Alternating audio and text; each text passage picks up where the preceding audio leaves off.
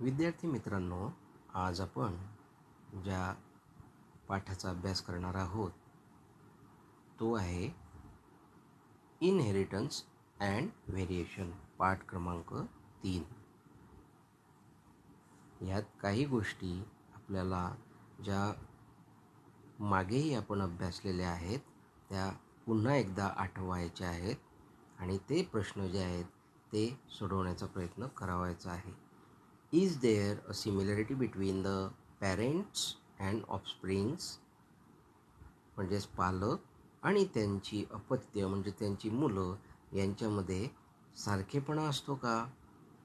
What are the roles of chromosomes in the living organisms? गुणसूत्रांचा सजीवांमध्ये सहभाग कशा प्रकारे असतो? How are hybrid seeds produced? संकरित बीज कशा पद्धतीने तयार केली जातात? Which are the chromosomal disorders?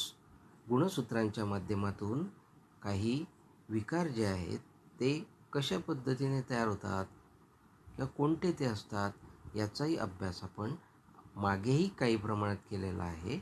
यापुढेही आपण या पाठात त्यांचा अभ्यास करणार आहोत. Chromosomes and mechanism of inheritance, म्हणजेच गुणसूत्र आणि गुणसूत्रांच्या माध्यमातून पुढच्या पिढीमध्ये गुणधर्म जे असतील ते कसे संक्रमित होतात.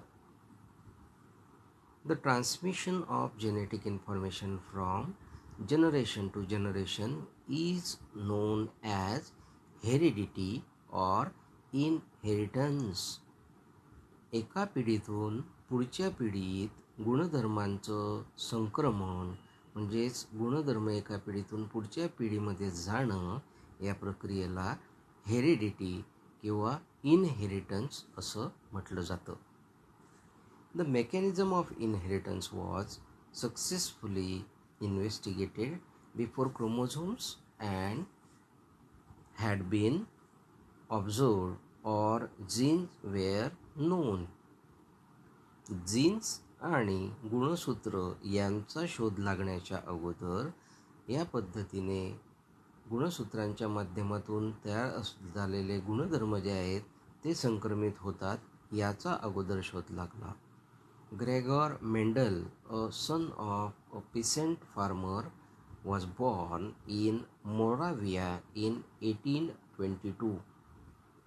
या प्रयोगांसाठी ग्रेगॉर मेंडल या शास्त्रज्ञाने प्रयत्न केले, जो एका शेतकऱ्याचा मुलगा होता आणि त्याचा जन्म 1822 झाला. Gregor Mendel first gave the accurate explanation for mechanism of inheritance by using hybridisation technique. संकरीकरणाच्या माध्यमातून या पद्धतीने गुणधर्म एका पिढीतून पुढच्या पिढीत कसे संक्रमित होतात याचा अभ्यास ग्रेगॉर मेंडेल यांच्या माध्यमातून मांडला गेला आणि त्या पद्धतीने तो जगासमोर आला. Inheritance of 7 traits in garden pea plant were studied individually, one at a time, or in combination of 2 or 3 characters at a time. वाटाण्यामध्ये असणाऱ्या ज्या गुणधर्म आहेत त्या गुणधर्मांच्या माध्यमातून वाटाण्याच्या वनस्पतीमध्ये एक गुणधर्म किंवा 2 किंवा 3 गुणधर्म संकलितरित्या अभ्यासून या इनहेरिटन्स म्हणजेच गुणधर्म एका पिढीतून पुढच्या पिढीत कसे जातात याचा अभ्यास या शास्त्रज्ञाच्या माध्यमातून केला गेला. He process the data mathematically and statistically. या शास्त्रज्ञाच्या ग्रेगॉर मेंडलच्या माध्यमातून जो मिळालेली माहिती होती त्या माहितीला गणितीय तसंच संख्याशास्त्रीय माध्यमातून मांडलं गेलं. Mendel postulated the principles of heredity, which then became fundamental laws of heredity as proposed by Correns in 1900.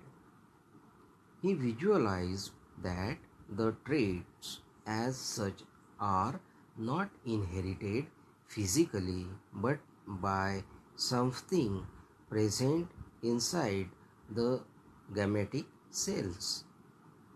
मेंडेलच्या माध्यमातून मांडले गेलेले जे अभ्यासाच्या माध्यमातून मांडले गेलेले जे निष्कर्ष होते ते निष्कर्ष नंतर कोरेन्स या शास्त्रज्ञाने पुढे सन 1900 मांडण्याचा प्रयत्न केला, ज्याच्यामध्ये गमॅटिक सेल जे आहेत म्हणजेच त्या ठिकाणी त्यांच्या माध्यमातून ज्या तयार होणाऱ्या ज्या पेशी असतील, गमॅटिक सेल ज्या असतील त्यांच्याद्वारे म्हणजेच जेणेकरून गुणसूत्र ज्या पेशींमध्ये असतात त्या पेशींच्या माध्यमातून एका पिढीतून पुढच्या पिढीमध्ये गुणधर्म संक्रमित होताना कोरेन्स या शास्त्रज्ञाला आढळून आले. To this something he coined the term factors. जे घटक एका पिढीतून पुढच्या पिढीमध्ये संक्रमित होताना दिसून आले त्याला त्या शास्त्रज्ञाने फॅक्टर्स असं नाव दिलं. that are responsible for expression of particular trait or character. हा जो फॅक्टर नावाचा घटक होता हा पुढच्या पिढीत गेल्यानंतर तो स्वतःला त्या ठिकाणी सिद्ध करून त्या पद्धतीचा जो गुणधर्म होता तो आपल्याला मोठ्या प्रमाणात विकसित झालेला दिसून आला. त्याला ट्रेट किंवा कॅरेक्टर्स असं म्हटलं गेलं. ही proposed that factors are a particulate in nature. त्या ठिकाणी हे जे फॅक्टर्स होते हे विशिष्ट अशा प्रकारच्या घटकांच्या माध्यमातून निसर्गदत्त आपल्याला तयार झालेले दिसून आले. The Mendelian factors are now term as genes. हे जे घटक किंवा हे जे गुणधर्म एका पिढीतून पुढच्या पिढीत जात होते त्या घटकांना आज आपण जीन्स म्हणून ओळखतो. These factors occur in pairs in the parents and segregate from each other during gamete formation without blending or mixing. हे जे घटक आहेत ज्यांना फॅक्टर्स असं म्हटलं जातं हे पालकांमध्ये आपल्याला दिसून येतात आणि त्यांच्या माध्यमातून पुढच्या पिढीमध्ये आपल्याला ते मिक्स न होताना वेगवेगळ्या स्वरूपात जाताना दिसून येतात. पुढचा भाग आहे बघा, रिझन्स फॉर मेंडेल्स सक्सेस. मेंडेल्सच्या यशाची कारणं कोणती. पहिला आहे his experiments were carefully planned and involved large samples. जे प्रयोग मेंडेलच्या माध्यमातून केले गेले ते काळजीपूर्वक आणि विशिष्ट पद्धतीने प्लॅन केले गेलेले म्हणजेच विशिष्ट पद्धतीने त्या ठिकाणी त्यांच्यावरती कार्य केलं गेलेलं होतं आणि मोठ्या प्रमाणामध्ये त्यात सॅम्पलिंग जे होतं म्हणजेच डाटा कलेक्शनसाठी लागणाऱ्या साहित्याची जी उपयुक्तता ती होती ती मोठ्या प्रमाणात त्यामध्ये आपल्याला दिसून आली. He carefully recorded the number of plants of each type and expressed his results as ratios. रेशियोच्या माध्यमातून अभ्यास केलेले सर्व वनस्पतींमधील गुणधर्म जे होते त्या गुणधर्मांना काळजीपूर्वकरित्या मांडण्याचा प्रयत्न केल्या गेल्यामुळे मेंडेल जो होता तो यशस्वी झाला. In the pea plant contrasting characters can be easily recognise. वाटाण्याचं जे झाड होतं त्यामध्ये असणारे विविध गुणधर्म जे होते जे एकमेकांशी पूरक असे नव्हते त्या गुणधर्मांना सहजासहजी शोधण्याचं कार्य या वनस्पतीमध्ये सहज केलं गेलं. The 7 different characters in pea plant were controlled by a single factor each. The factors are located on separate chromosomes and these factors are transmitted from generation to generation. 7 गुणधर्म जे होते विविध प्रकारचे ते सहजासहजी त्या ठिकाणी अभ्यासले गेलेत आणि त्यांना एक घटक म्हणजेच फॅक्टर जो होता तो कंट्रोल करतो हे यामध्ये अभ्यासण्यात आलं. The factors are located on separate chromosomes and these factors are transmitted from generation to generation. विविध गुणसूत्रांवरती असलेले हे जे गुणधर्म होते हे गुणधर्म आपल्याला पुढच्या पिढ्यांमध्ये जाताना दिसून आले किंवा संक्रमित होताना दिसून आले. He introduced the concept of dominance and recessiveness. म्हणजे पुढच्या पिढीमध्ये स्वतःचं अस्तित्व सिद्ध करणारा आणि दुसरा जो घटक होता तो स्वतःचं अस्तित्व सिद्ध न करू शकणारा, अशा प्रकारे डॉमिनन्स म्हणजेच स्वतःला सिद्ध करणारा आणि त्या प्रकारचा गुणधर्म प्रामुख्याने त्या पिढीत दाखवणारा अशा पद्धतीचा गुणधर्म, त्याचबरोबर रेसेसिव्ह म्हणजेच स्वतःचं अस्तित्व त्या ठिकाणी लपवून ठेवणारा किंवा तो स्वतःला त्या पिढीमध्ये न प्रस्तुत करणारा रेसेसिव्ह हा गुणधर्म त्या ठिकाणी मेंडेलच्या माध्यमातून शोधला गेला. मेंडेल्सने जे वेगवेगळ्या प्रकारचे गुणधर्म अभ्यासलेत वाटाण्याच्या वनस्पतींमध्ये ते या डायग्रॅममध्ये दिलेले आहेत.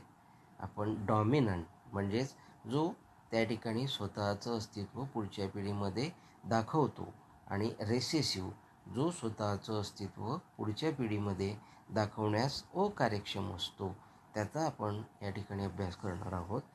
या ठिकाणी जर आपण बघितलं तर सीड शेप वेगवेगळे घटक जे आहेत ते इथे दिलेले आहेत.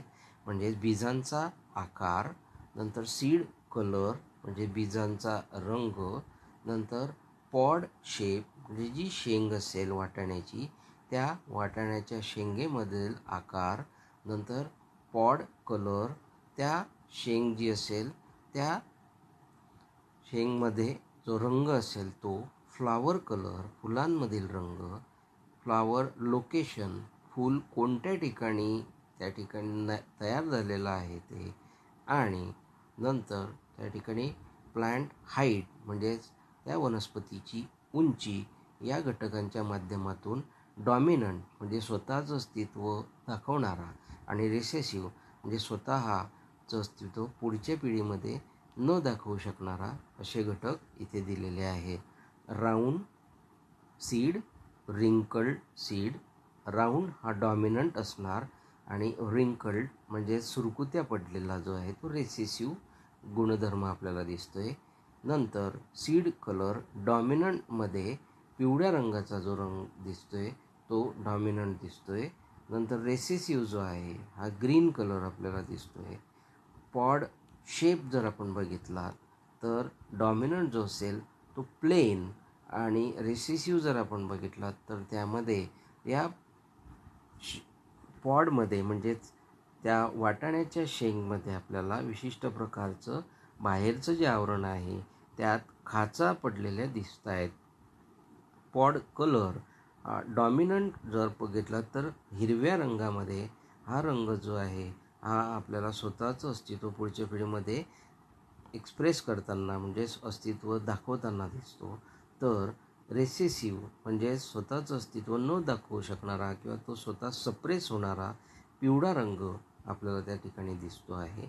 फ्लावर कलर फुलांमध्ये असलेला रंग जर आपण बघितला तर डॉमिनंट जो रंग आहे हा पर्पल आहे, मात्र व्हाईट रंग जो असेल हा रेसेसिव्ह असल्याकारणाने स्वतःचं अस्तित्व तो दाखवू शकत नाही. नंतर फ्लावर लोकेशन ॲक्सियल हा डॉमिनंट कॅरेक्टर आपल्याला दिसणार, म्हणजे एका ॲक्सिसमध्ये आपल्याला फुलाची निर्मिती होताना दिसून येईल, हे डॉमिनंट कॅरेक्टर त्या वनस्पतीमध्ये असणार. आणि रेसेसिव्ह म्हणजेच टर्मिनल एका टोकाला आपल्याला या फुलांची निर्मिती होताना दिसेल, हा गुणधर्म रेसेसिव्ह म्हणजेच सप्रेस होणारा किंवा तो पुढच्या पिढीमध्ये आपल्याला स्पष्टपणे ठळकपणे दिसून येत नाही. नंतर प्लांट हाईट यात टॉल जे असेल म्हणजेच उंच वनस्पती जी आहे हे वनस्पतीमधला हा जो गुणधर्म आहे हा डॉमिनंट असणार. आणि द्वार्फ किंवा शॉर्ट हा जो गुणधर्म आहे हा रेसेसिव्ह म्हणून त्या वनस्पतींमध्ये ओळखला जातो. ज्या ठिकाणी डॉमिनंट कॅरेक्टर असेल आणि रेसेसिव्ह दोघंही कॅरेक्टर्स असतील अशा हायब्रिड वनस्पतींमध्ये डॉमिनंट जे गुणधर्म आपल्याला दिसत आहेत तेच आपल्याला स्पष्ट आणि ठळकपणे त्या ठिकाणी दिसून येतात. मात्र रेसेसिव्ह त्या पिढीमध्ये किंवा त्या वनस्पतींमध्ये दिसून येत नाही.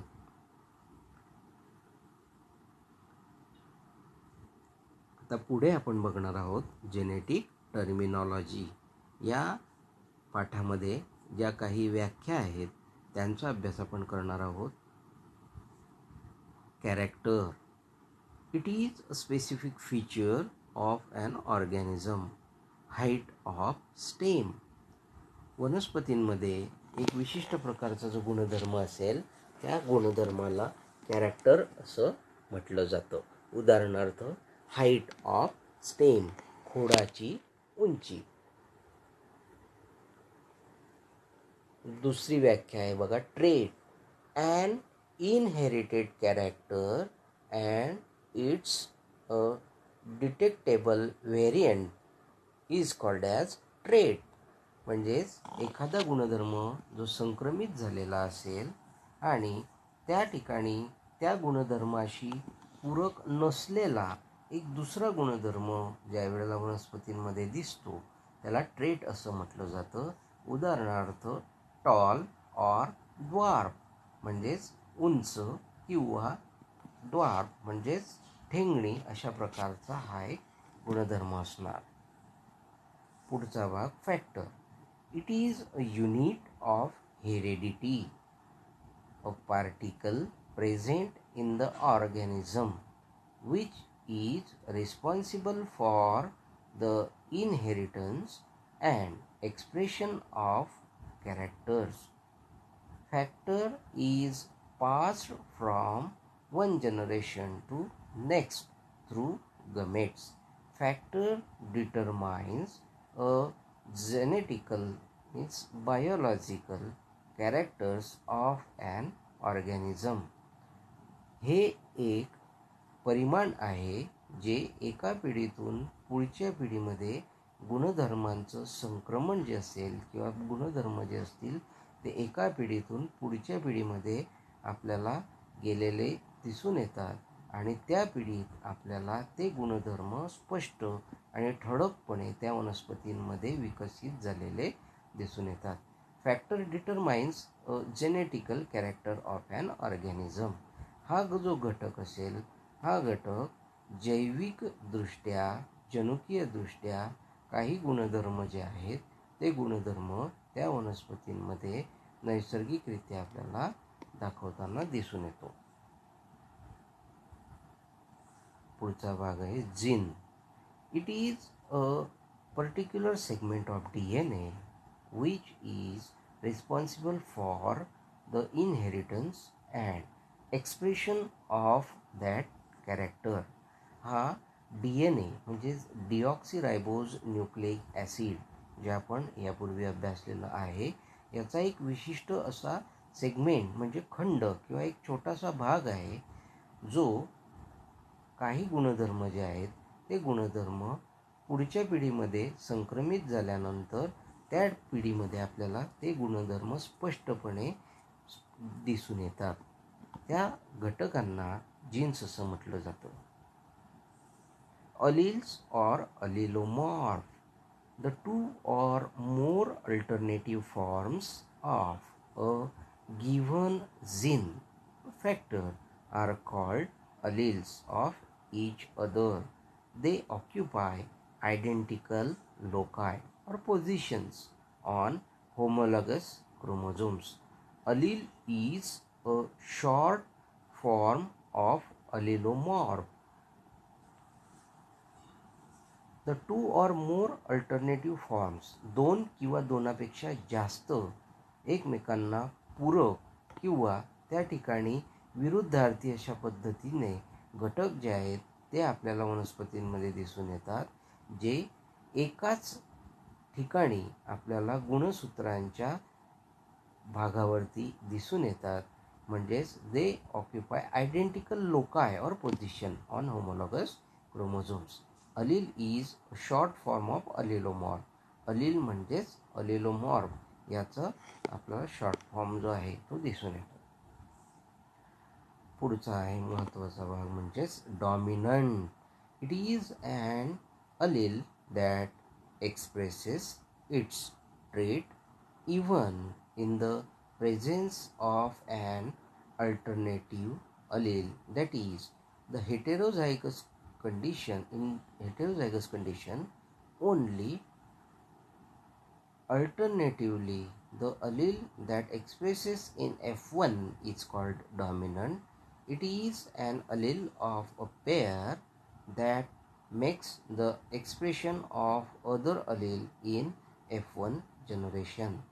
डॉमिनंट म्हणजे हा एक असा गुणधर्म असेल की तो पुढच्या पिढीमध्ये ज्या वेळेला गुणधर्म संक्रमित होतील त्यावेळेला त्या पिढीमध्ये स्वतःचं अस्तित्व त्या वनस्पतींमध्ये किंवा त्या पिढीमध्ये दाखवेल आणि मात्र त्यालाच पूरक असलेला दुसरा जो गुणधर्म आहे त्याचं अस्तित्व त्या ठिकाणी तो दाबण्याचा प्रयत्न करेल आणि स्वतःचं अस्तित्व म्हणजेच तो गुणधर्म त्या ठिकाणी त्या पिढीमध्ये स्पष्टपणे आपल्याला विकसित झालेला दिसून येतो. त्याला म्हटलं जातं dominant.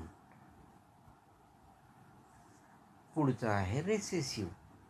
This Aleel is not expressed in the presence of an alternative allele in heterozygous condition. It expresses only in the presence of another identical alleles.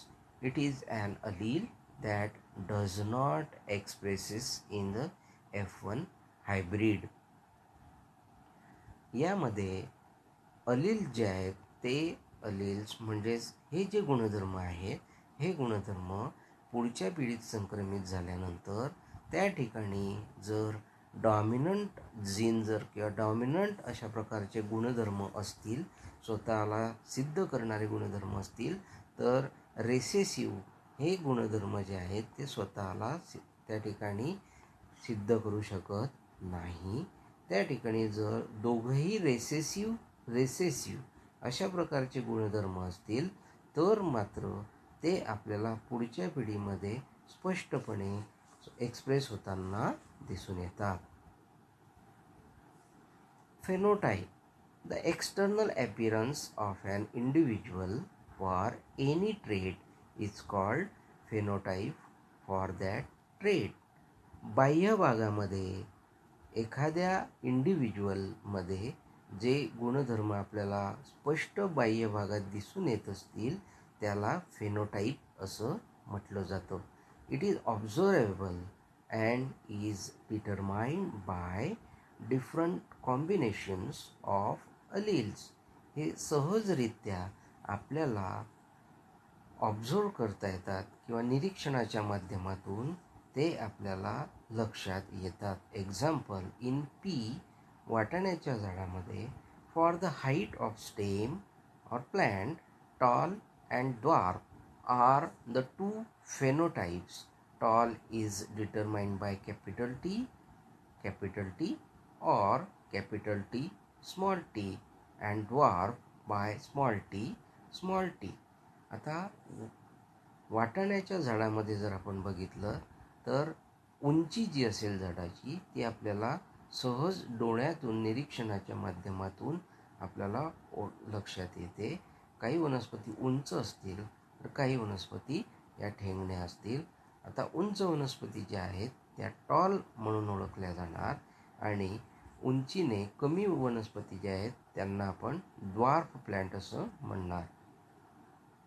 ज्या टॉल वनस्पती असतील म्हणजे उंच वनस्पती ज्या असतील त्यांच्यामध्ये जर आपण बघितलं तर कॅपिटल टी अशा प्रकारचा जिनोटाईप असणार किंवा capital T small T.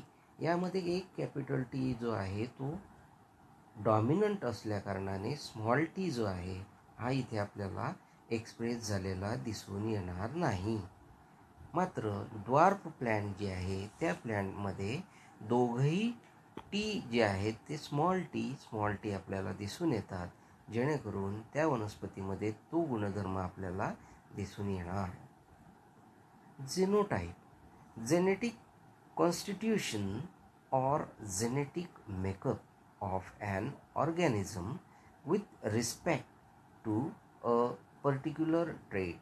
It is a representation of the genetic constitution of an individual with respect to a single character or a set of characters. Example, P. Tall plants can have genotype capital T or capital T small t, and dwarf plant has small t. यामध्ये genetic makeup जो असेल तो genetic makeup म्हणजेच त्यातील अंतर्गत आपल्याला जे घटक आहेत ते घटक म्हणजेच जेनोटाईप म्हणून ओळखले जातात, ज्यामुळे आपल्याला फेनोटायपिक स्ट्रक्चर जे आहे म्हणजे बाह्य भागामध्ये जे बदल असतील ते दिसून येतात.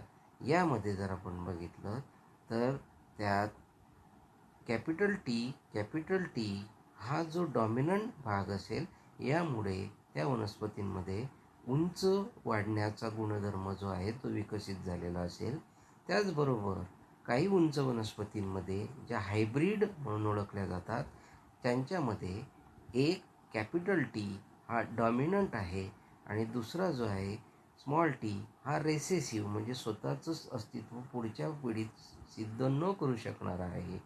कॅपिटल टी हे डॉमिनंट कॅरेक्टर असल्याकारणाने आपल्याला त्या वनस्पती या उंच वनस्पती म्हणूनच दिसून येतील. तर द्वार्फ वनस्पती म्हणजेच खुज्या किंवा ठेंगण्या अशा प्रकारच्या वनस्पती, उंचीने कमी असणाऱ्या वनस्पती ज्या आहेत त्यांच्यामध्ये स्मॉल टी अशा प्रकारचा जेनोटाईप जो आहे तो आपल्याला दिसून येईल. पुढचा भाग, पुढची definition, homozygous pure, an individual possessing identical alleles for a particular trait is called homozygous or pure for that trait. एखाद्या गुणधर्मासाठी एखाद्या इंडिव्हिज्युअल म्हणजेच वनस्पती किंवा प्राण्यांमध्ये आपल्याला जे जेनोटिपिक स्ट्रक्चर्स असतील किंवा त्या ठिकाणी अलील जे असतील ते जेव्हा सारखेच असणार त्यावेळेला त्यांना होमोझायगस असं म्हटलं जातं. Homozygous breeds to the trait and produces only one type of gamete. या प्रकारच्या वनस्पतींमध्ये एकाच प्रकारचे गमेट जे आहेत ते तयार होताना आपल्याला दिसून येतात. Tall with capital T and dwarf with small T. यामध्ये उंच ज्या वनस्पती आहेत त्या वनस्पतींमधला जिनोटाईप हा कॅपिटल टी या अक्षरांनी आपल्याला दिसून येणार. तर जी उंचीने कमी असलेली वनस्पती आहे यामध्ये जर आपण बघितलं तर स्मॉल टी अशा प्रकारचा जिनोटाईप जो आहे तो दिसून येतो.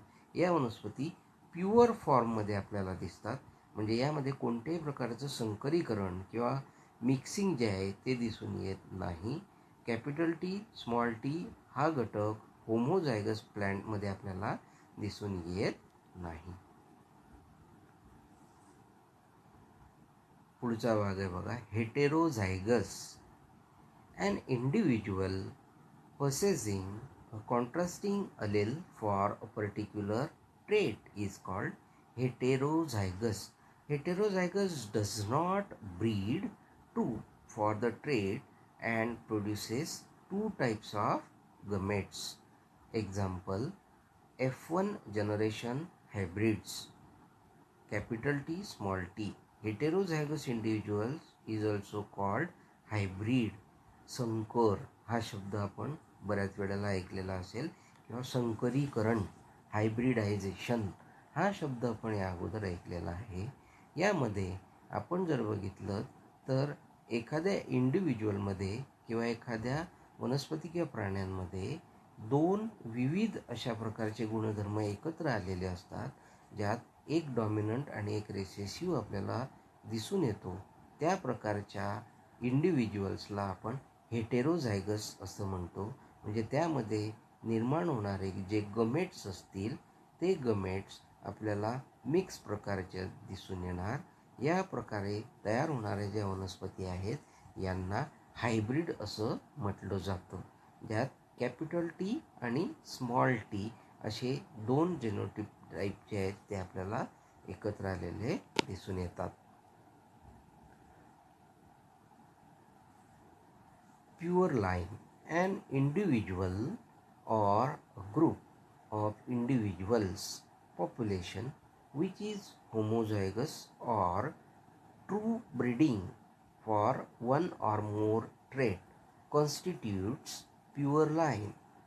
तर यामध्ये असे इंडिव्हिज्युअल्स किंवा एखादा समूह जो असेल इंडिव्हिज्युअल्सचा की ज्यांच्यामध्ये सर्व होमोझायगस किंवा ट्रू ब्रीडिंग हे वन ऑर मोर ट्रेड जे आहेत ते सारख्या प्रकारचे आपल्याला दिसून येतात, त्यांना प्युअर लाईन असं म्हटलं जातं.